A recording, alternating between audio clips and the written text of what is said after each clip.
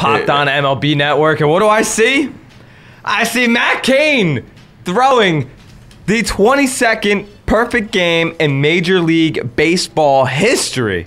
The first time in 128 years in the Giants' history. That's just wow. Crazy. One of the oldest and most storied franchises in baseball. Mm-hmm. And this is the first perfect game they've ever thrown. Ridiculous, dude. Well, think about it. There's only been 22 in 150 years of baseball. And what, 4 or 5 have come in the last, like, 10 years? Oh, more than that. More than that, maybe. More than that. It's crazy. I'm just saying, like, a nice chunk of dude, the perfect games. Think about this.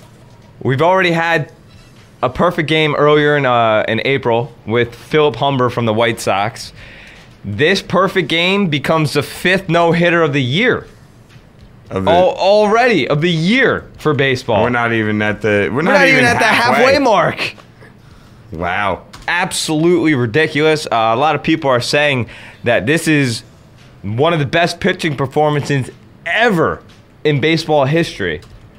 He had 14K. Matt Cain had 14 strikeouts. That tied Sandy Koufax for the most in a perfect game since, I believe, 1900. Wow. And this is why the San Francisco Giants paid Matt Cain and not Timmy Lincecum.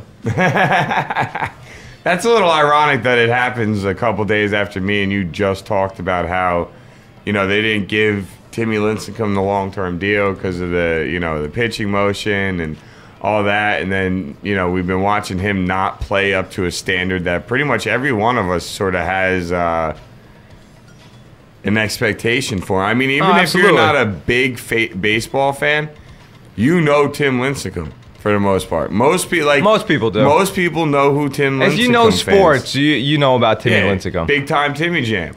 Big time Jimmy Jam. So it was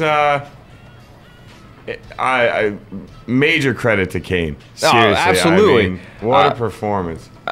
Apparently, there's only one other player who might have thrown a better game than Matt Cain, and that, my friend, is Kerry Wood. Kerry Wood pitched a one-hitter and had 20 strikeouts in a one-hitter back in 1998. 20 Ks. 20 Ks in a game, dude. That is ridiculous. But he gave up one hit. He gave up one hit. That means he faced max 28 batters? I still think he faced 27 batters. You never know. They could have gotten a double play. I don't know, from 1998. You're right. All right, so let's say 20.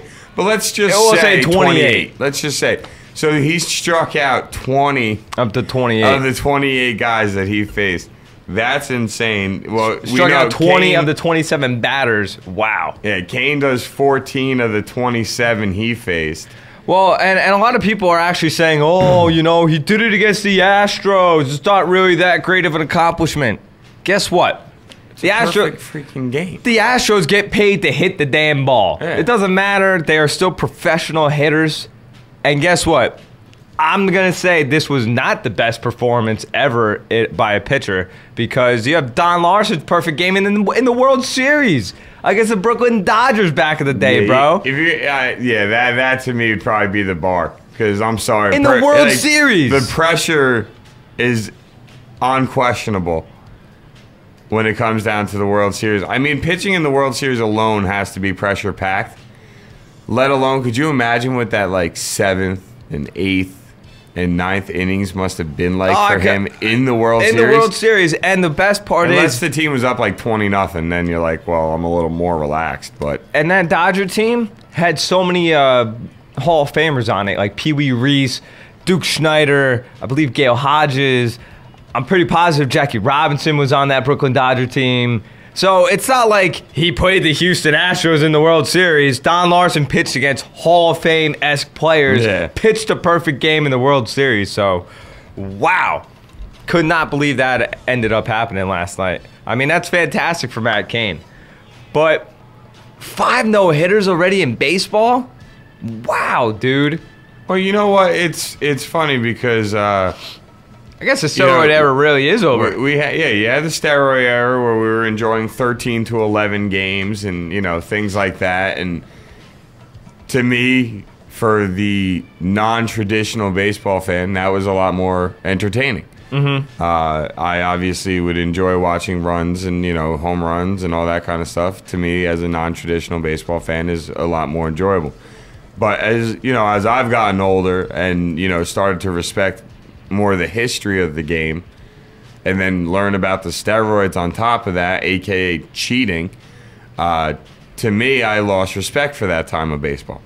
Yes, what some of those guys did was amazing, but the fact that it was fueled by drugs takes a large amount of appreciation out of it and away from it. Now, if if 5 years from now comes out and they're like, well, now, you know, the hitters stopped using them, but then all the pitchers started getting jacked up on them, and that's why they would. But you got to figure a pitcher jacked up on steroids giving you like 110-mile-an-hour fastball, you would assume. So you'd probably be able to figure that one out pretty quickly. Well, like all of a sudden your about fastball went from 98 to 110. I don't think for a pitcher steroids would actually work like that. Just because look at Roger Clemens, you're saying that he used steroids and HGH, and he's arguably the greatest pitcher to ever play. I know what you're saying. It wouldn't increase like speed. It's more like a longevity and health thing for pitchers. Yeah.